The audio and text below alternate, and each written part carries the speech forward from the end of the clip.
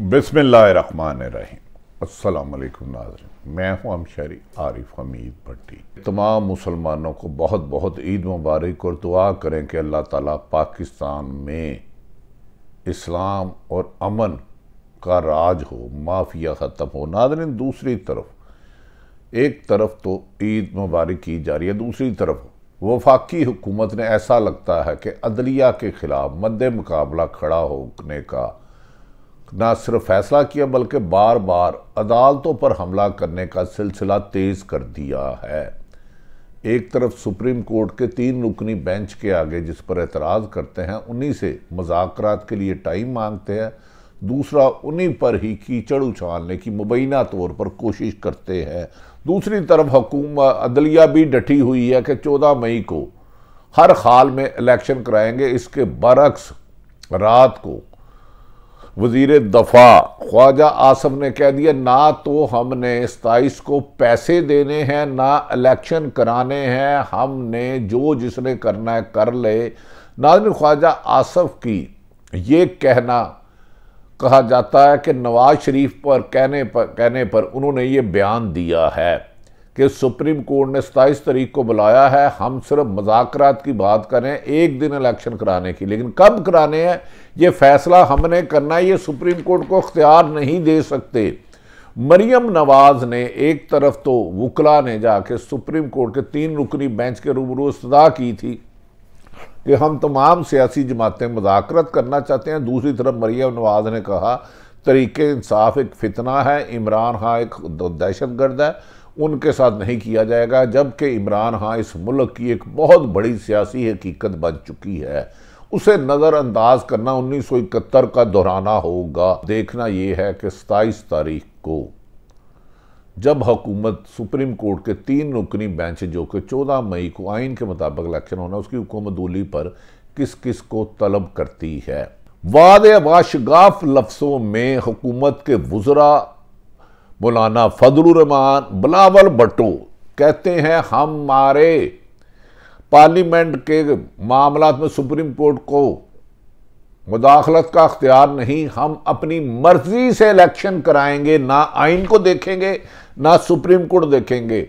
ख्वाजा आसफ जो वजीर दफा हैं उन्होंने तो बरमला ये कह दिया कि 27 तारीख को हमने एक पैसा नहीं देना सुप्रीम कोर्ट के हुक्म पर, ना ही 14 तारीख को इलेक्शन करानी है ना सिक्योरिटी देनी है। तौहीन अदालत लगती है तो लगे, ये नवाज शरीफ का हुक्म है कि हर हाल में हमने इलेक्शन नहीं कराने।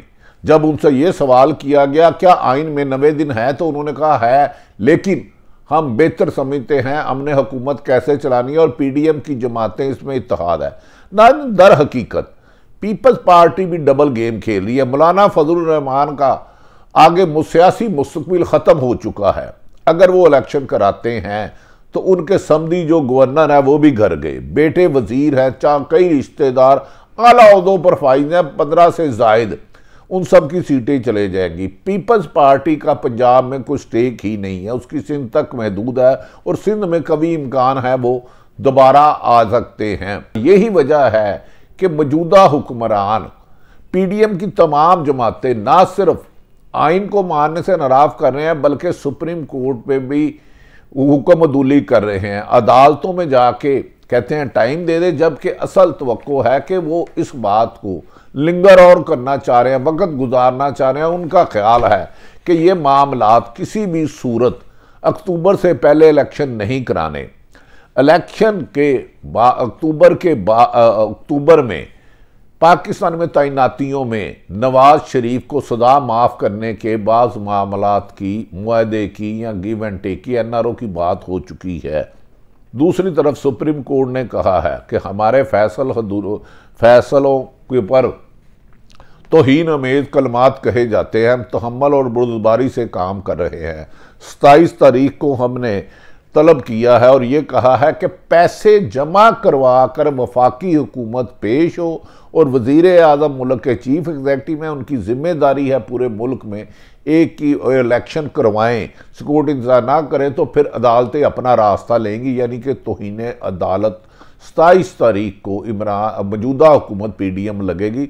दूसरी तरफ हुकूमत ने, मरियम नवाज ने इमरान खान को कहा है कि इनसे मुज़ाकरात का सवाल ही नहीं पैदा होता, अदालत में मिन्नतें करते हैं। और बिलावल भुट्टो ने भी यही कहा, मौलाना फजलुर रहमान ने भी कहा, लेकिन इमरान खान अकेला इन 14 की 14 जमातों से कई गुना भारी सियासी तौर पर हो चुका है। अवाम का इस वक्त पसंदीदा लीडर है। इमरान खान को इग्नोर करना 1971 वाली होगी, खुदा ना हास्ता दो जिगरे होगा, तो लिहाजा हुकूमत को होश के नेशन लेना चाहिए। इमरान खान इस मुल्क की सबसे बड़ी सियासी ताकत आज इस वक्त तक है, कल क्या होता है मुझे नहीं पता।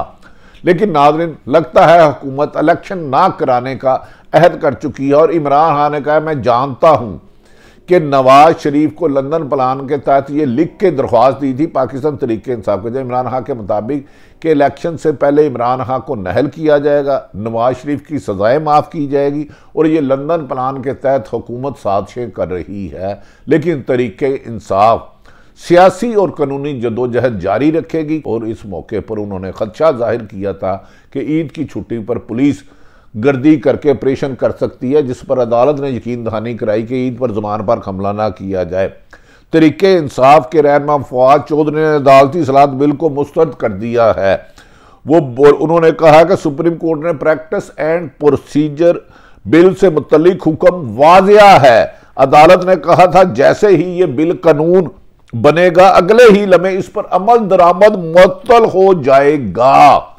अदालत कानून बनने से नहीं रोक सकती, मगर इस पर हुक्म जारी कर चुकी है कि इस पर अमल दरामद भी अभी तक मुअत्तल हो चुका, यानी इस पर इंप्लीमेंट नहीं हो सकता।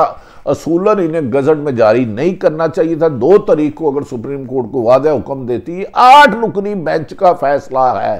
फवाद चौधरी जो खुद आईनी माहिर भी हैं, तरीकेदार में इस पर सख्त तनकीद की। उन्होंने कहा इस कानून की अहमियत इस वक्त तक नहीं जब तक सुप्रीम कोर्ट अपने स्टे ऑर्डर ना खत्म कर दे। ये गजट में शामिल भी कर लें तो गैर कानूनी है और इस पर अमल दरामद भी नहीं हो सकता, इसकी कानूनी हैसियत 0-0 है। फवाद चौधरी ने कहा कि सुप्रीम कोर्ट ने समाअत रखी हुई है, जो भी फैसला हुआ वही फाइनल होगा। इनका गजट करने का बिल्ली को चीचड़े के ख्वाब है। दूसरी तरफ नाज़रीन, शेख रशीद सीनियर पॉलिटिशियन जो कमो बेशतर 15 दफ़ा वजीर रहे हैं, उनका कहना है कि सुप्रीम कोर्ट मौजूदा हुक्मरानों की हुक्मदूली पर आइन से मावरा तौहीन अदालत पर इनके पर्चे उड़ा देगी। ये गलत फहमी में है, 1997 में रहते हैं। शेख रशीद ने वाज़ेह तौर पर कहा इन पर आर्टिकल 6 भी लग सकता है। जिस तरह मुतवातर से ना सिर्फ ये तौहीन अदालत कर रहे हैं बल्कि अदालतों के हुक्म पर उन्हें ना मानने का ऐलान भी कर रहे हैं। शेख रशीद का कह रहा है सुप्रीम कोर्ट की कोशिश में है कि तरीके से मसला हल हो, मगर शरारत हुक्मरानों का एजेंडा है। इलेक्शन से फरार इनकी बदनीति है। हुकूमत नहल होगी और आईनी रडार पर भी आ गई है और आखिर में पाकिस्तान में आइन की जीत होगी, सुप्रीम कोर्ट की जीत होगी और 14 मई के इलेक्शन को रोकने की ख्वाहिश हुक्मरानों को जेल का सफ़र कराने पर ख़त्म होगी और नाअहली होगी। अल्लाह ताला पाकिस्तान का हामी और नासिर हो। आप सबको बहुत बहुत ईद मुबारक हो। दुनिया में जहाँ जहाँ ओवरसीज पाकिस्तानी हैं उनको भी ईद मुबारक। अल्लाह ताला हम सबको अमलन ऐसा बना दे कि अल्लाह हमसे राज़ी हो जाए। पाकिस्तान जिंदाबाद।